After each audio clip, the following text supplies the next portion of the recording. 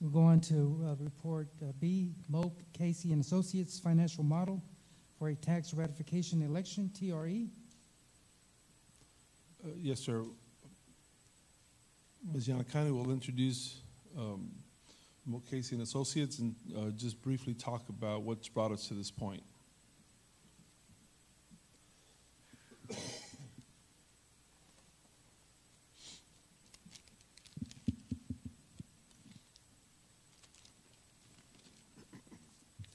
Good evening, President Mesa, Dr. Rios, board members. Mr. Dan Casey is here to present the TRE ratification election information. And you do have a copy of that presentation at your place. I think it's this one.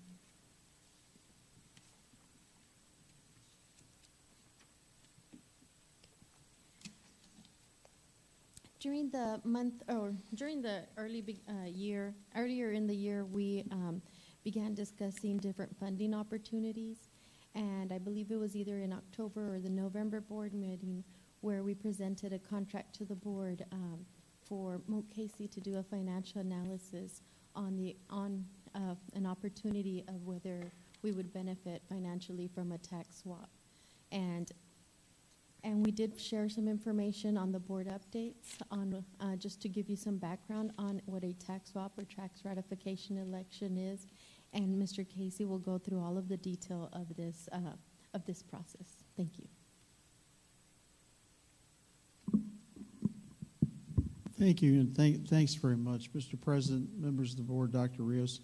I just want to make one comment before I start. I'm really glad when I get to come to these meetings and see teachers honored like they are. My father-in-law died about 15 years ago, but taught for 53 years, primarily in Austin schools, and was pretty modest about his accomplishments until one day they brought out the notebook and showed me he was named National Teacher of the Year in 1957. There's only been two from Texas, a woman from Amarillo a few years ago, and he pictures with President Eisenhower, Vice President Nixon. I remember he gave his children the pen he got from Vice President Nixon, told them they could lose that in the sandbox. That would be okay. He was not a Nixon fan, but the only other side was that he lived in a small boarding house. He went to UT in the mid-30s, and the Texas congressional delegation had a luncheon for him when he was getting this award. And two of the guys he lived with in the boarding house were House members from U.S. House members from Texas at the time, and the other third member of his small boarding house was a famous federal district judge, William Wayne Justice, out of East Texas, and so they had a fair amount of brain power, I think, at that time. But I'm really glad to see teachers get these kinds of awards because you had some real game changers, I think, presented to you here tonight.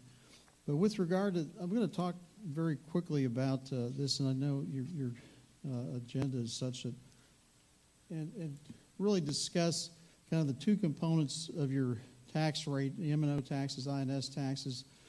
One of the keys to this and looking at this is comparison of state aid from what we call Tier 2 versus what the state facilities programs provide, because I think that's an element of this. And then if you looked at a couple of alternatives as far as the tax ratification election, what those might produce in terms of revenue. What you have as far as your current tax rate and everybody's tax rate is basically two components: maintenance and operations taxes. Your current rate's $1.04. That's the maximum that the state allows, and this is your money for school district operations, your basic funding. But that's the maximum the state allows now without a tax ratification election. That's the maximum the board may set by board action currently. The other component, and you're just under 12 cents on this, which is, I think, reflects good responsible management from the district, because I think the state average is closer to 20 cents as far as what you call INS taxes for interest and sinking fund. Or these are the tax rates you levy for the payment on voter-approved bonds used for school construction. And this includes, one of the factors you take into account in setting that is if you get state facilities funding, that's a factor in setting that rate.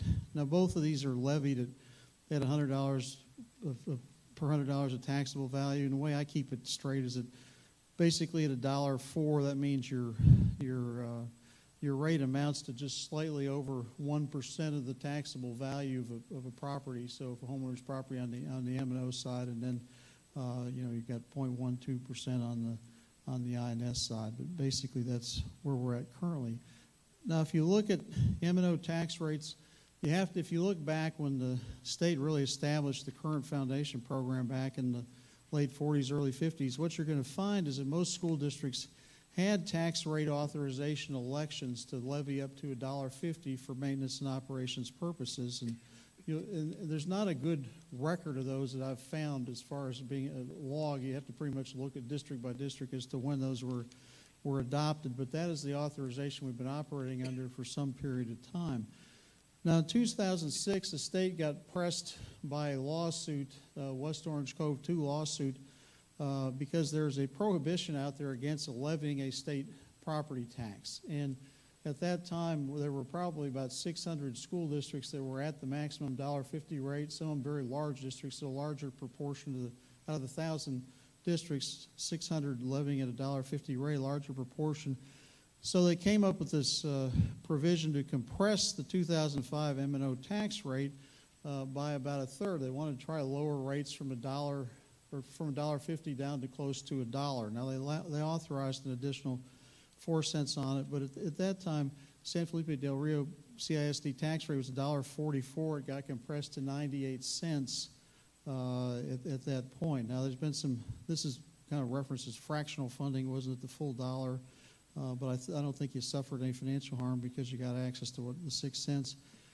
But as I indicated, you're really limited to $1.04 by board action. All school districts are. So any rate above $1.04 requires voter approval, and with the maximum being $1.17 for maintenance and operations taxes, it's now allowed by law. On the INS side, as I said, it's just under, the current rate you have is just under 12 cents. You're eligible for state aid under what's called the existing debt allotment or EDA program or IFA, Instructional Facilities Allotment Program. Your current annual debt service payment's about $4 million a year, and that's pretty stable. Roughly half of that is offset through state facilities funding, approximately about half looking at it. One of the things I note on here, because whenever you pass a bond issue, if you've ever seen these bond covenants, they give you about a foot of paper that accompanies that. But one of the things that's buried in there, and this is why municipal bonds and school district bonds, you wouldn't label them as conservative investments, because, and this never happens, it would only happen in rare circumstances, but they are what's called unlimited tax bonds, and what that means is the taxpayer, if they're not paid, they have the ability to go to district court and get a tax rate levied by court order to pay them off on their bonds. And as I said, we've had, I think, almost no defaults in Texas, and with the permanent school fund guarantee and other things, there's no fallbacks, but that is an authorization that exists out there for bond holders. The M&O state aid, you basically, if you think about it, your basic program roughly is levied by $1 rate, but then there's an additional, the next 6 cents of tax effort, and I probably should have done this on a graph, but the next 6 cents above $1 are what was known as the Austin yield, or they refer to these as golden pennies. Well, these are really truly golden pennies because you're getting about a yield of about $51 per weighted student for your roughly first dollar of tax effort. For the Austin yield, it's $106 per penny is what gets generated for up to 6 cents. That's significant. And then the remaining 11 cents to get you to $1.17 is a lower yield, $31.95, but I think it still generates some additional revenue for you under that. So if you think of it, you've got three basic components to your M&O tax rate. The 98 cents, or roughly up to the first dollar, is generating your Tier 1 program, and then these two elements of Tier 2, 6 cents at a very high yield, the Austin yield. This is tied to Austin's property wealth. I mean, it's kind of unusual, but San Felipe Del Rio is a direct benefit of property value growth in Austin. because it generates additional revenue for you, which seems rather odd. When they passed this, their thinking was, we want to set a level high enough. We don't think Austin should be they thought at the time, they weren't thinking Austin should be a recapture district. Well, Austin is now the largest recapture district in terms of dollars. They're thinking they're going to be probably close to $500 million in a couple of years as far as the recapture they pay the state, which is about the size of their operating budget. So this is a sore spot locally where I live as far as how much is going on. But then the additional 11 cents beyond that is what's there. Now, in looking at it, then on the INS side, we have existing debt allotment, instructional facilities allotment programs. One of the things that's different about these is that I'll flip back. These are the M&O components, and essentially you can view Tier 1 as this way, are measured per weighted student. So if you've got a large number of compensatory education students, special needs students, and the rest, you're typically going to have a higher weighted student count. When you get to facilities, it's just measured per ADA, per student and average daily attendance. And so you see this INS support under both programs, IFA and EDA, is based on a $35 yield. One of the major shortcomings of the legislature has been, in terms of facilities support, that $35 yield has been in place since 1999. So they've not really increased this. If you look at it, depending on how you measure it, if you look back in '99 when they implemented this, the state was covering probably half or more of the school district costs on debt service through these programs. Well, now it's down below 10%. So what's happened with our antiquated funding formulas, this has been a problem, and it has hurt school districts. Now, one of the things they did this last year is they gave $60 million to charter schools for facilities. So they said, well, we need to do something for regular school districts. So they're going to increase the EDA yield by, and they haven't made the final decision yet, either up to $36 or $37, up $1 or $2. But that looks like a one-year change. We're not sure what it is. And in the runs I'll show you before, that's really not a significant factor. It was a big deal for charter schools because they don't have that many students. So the $60 million they got is proportionally much greater than the $60 million going to the EDA program. But I'll show you that in a second. Now, if you look at, and this was a little bit hard to read, but if you look at this from the standpoint of state aid, and I mentioned the Austin yield, if I look at your count of weighted average daily attendance students and other factors, basically for any penny of effort under the Austin yield, you're generating about $1.2 million a year right now, or you will be this next year with the $106 yield. So if you take the count of students and then subtract your local share out of it, it's about a $1.2 million boost. So when they refer to these as golden pennies, they truly are, because they're generating a lot of revenue for you for those up to 6 cents. Tier 2, at the $31.95 level, the 11 cents, obviously not near as much, because it's about $250,000, $251,000 rounded is what your net state aid is under those. But compared to what the facilities programs are generating, the facilities programs are only generating about $170,000 total based on the ADA count. So of the three elements that you can get for extra tax effort, the current facilities programs are the weakest link in there, and that's what creates some opportunities for you. Now, on the next page, I have some assumptions underlying this, and we've got, I'll hit highlights on these. Basically, assuming about 3% value growth. I think one of the things that makes the 2018-19 year, I think you've got a wind farm that's coming on for the first time, and you can receive some benefits from that kind of value increase on the margin pretty significantly. Now, what will happen, and I'll show you in a second, is that this kind of irritates a lot of folks.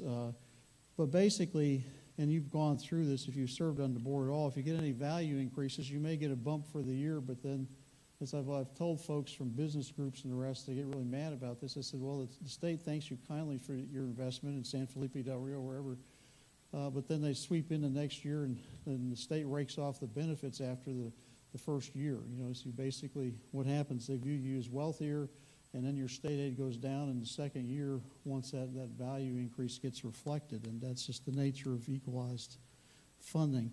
But we've made some other adjustments in here and pretty much held the student counts and other funding values constant so we can isolate what's going on with these. But this is, with the two scenarios we looked at, when you look at, and this is primarily related to these changes in on the M&O side as far as Tier 2 funding versus the facilities funding, you've currently got a total tax rate of $1.1598. If you were to convert that into a total M&O tax rate, not increase your total rate, but basically make it all M&O, for this next year, that would generate about $3.1 million in additional revenue for you. Now, what you see then, it drops to about $1.3 million and slightly less the next couple of years. That's because, as I mentioned, the state property value study lags by a year. It catches up. It reflects that wind farm presence by 1920, and so it's going to reduce your state aid. But you're still ahead relative to where you are under the current funding formulas. So I think what I'm showing you in this case, even at your current adopted rate, the total rate, if you were to convert it to all M&O taxes, and if you were to pay your debt service off, this assumes that the debt service, that $4 million debt service, gets paid as well. You're still coming out ahead on this, and in terms of additional revenue available to the district. As I said, $3.1 million next year, and then about 1.3, and it would stay in that range. At a $1.17 M&O rate, which is the maximum authorized by the law, it would add probably about another $400,000 or thereabouts to 3.5, and then 1.7 and 1.6 million. So the consideration, I think the issue before you is that if you were to decide to go basically have a TRE and go to your current total rate, you're going to see some additional benefit anyway in 2018-19 because of the additional wind farm value that's associated with it. But under this, I think you're going to see more than you would under the current law scenarios, and that's where I'm showing you 3.1 million. At $1.17, about 3.5 million, and then next year, it doesn't stay up at that level, but it still is a net positive benefit for you in terms of additional revenue on the side. Now, the comments are as I said, additional value growth assumed in 2019 is going to boost your revenue collection under current law or either M&O tax rate scenario. The reason this is happening, though, the reason I'm showing you some positive benefits here is that just the Tier 2 funding that's available to you generates more money than the facilities funding. It just does. I mean, the facilities formulas operate at a disadvantage for you, and so either under the $1.1598 or $1.17, you'd come out money ahead. And then I mentioned the reduction in revenue gain in 2019 and after results because of the 2018 property value study would pick up the local revenue gain, but you're still coming out ahead in terms of revenue. The additional issues, I mean, basically what happens is a tax ratification election is triggered by board action if you adopt a tax rate that exceeds the rollback rate or exceeds $1.04. You'd have to call an election to exceed that. The other thing is there's a couple of what I call technical issues. Is that your debt service payments, you have to make some type of a resolution that you're paying those out of excess Tier 1 funds. There's a declaration by the board, but there's a lot of other districts that have done this, so there's some experience from it. And then the other thing is that we have to have some provision work out as adoption of an INS tax rate as a fallback in the event that the TRE was not approved by voters. Even if you took them the same rate, if they decided not to approve it, you need to have a fallback to pay those bonds. If they stayed at $1.04 rather than going to $1.1598, for example, on the M&O side, there has to be a fallback for that. And this is a critical year for that because, you know, your EDA funding for the next 2 years really gets determined by the tax effort in the second year. So there would be a 2 or 3 year consequence if we didn't have a fallback position in the event the voters turned it down. I mean, in general, I always approach any of these kind of tax swaps with a little bit of skepticism, but this is one where the numbers really favor you. I think there's some advantage to this, at least to giving it some consideration. There is some additional revenue there to be had under the formula structure that we have right now. So I was as we worked through this, and I really appreciate Mrs. Valdez, and we had an opportunity to talk with Dr. Rios about it. He gave us some good time on a conference call on this. So when we went through some of this, trying to get some explanations, some clarifications. But it is one, I think, where it does offer you some revenue potential.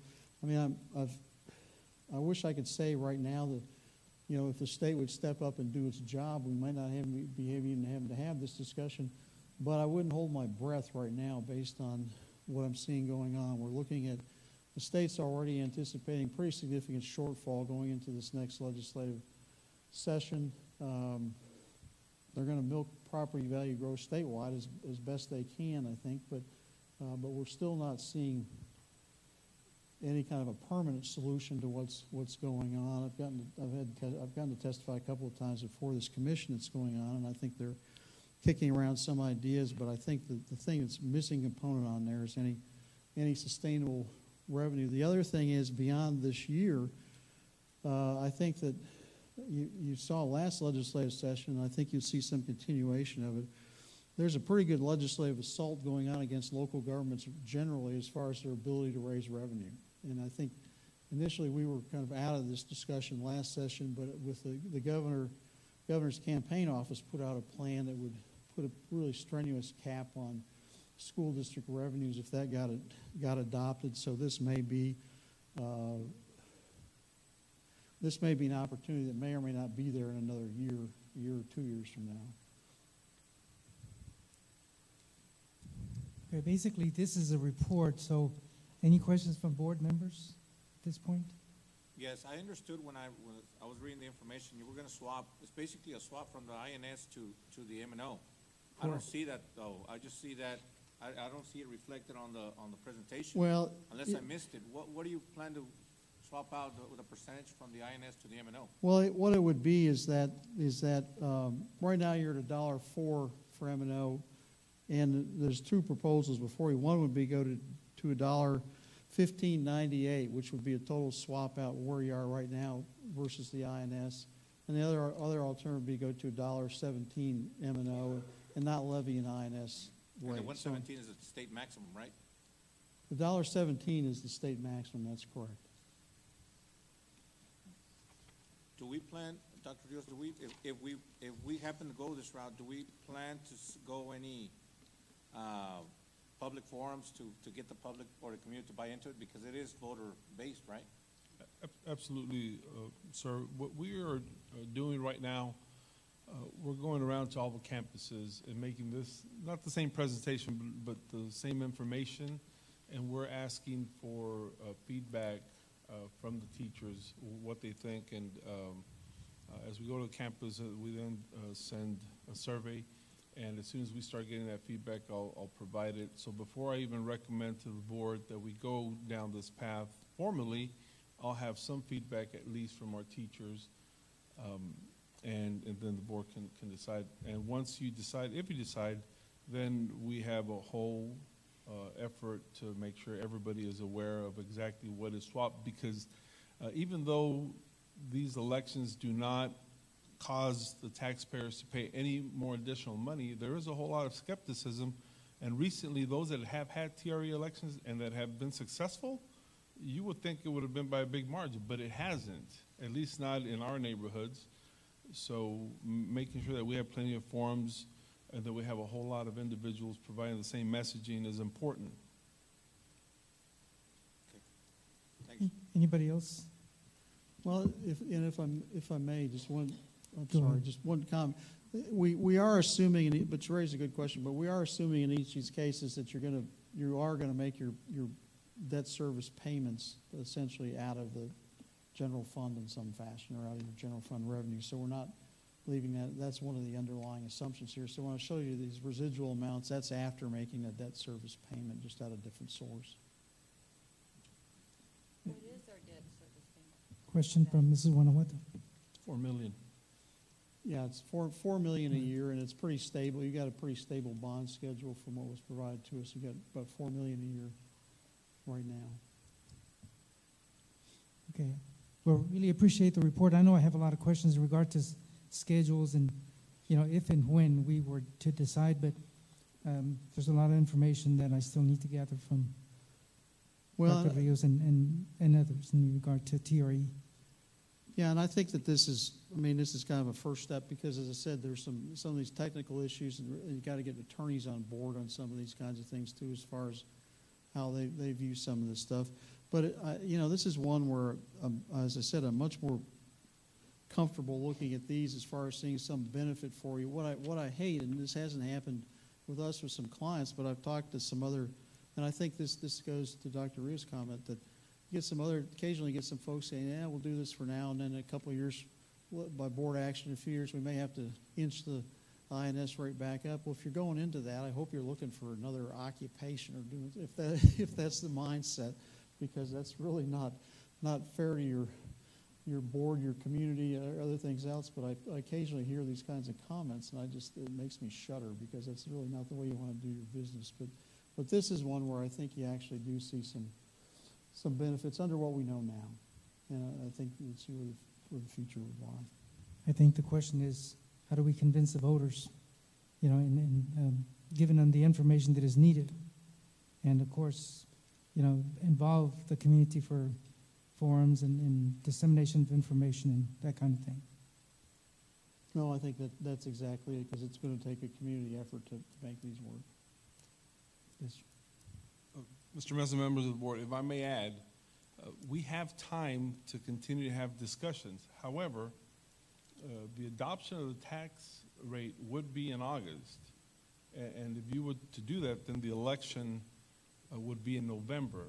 So although we have time, I do want to caution the board that we do have to have these discussions and questions that you have, and maybe even a workshop as part of the budget workshops that we're having, because I'd hate to wait and then rush it and not have a good outcome, or just not have the discussion at all and miss the opportunity.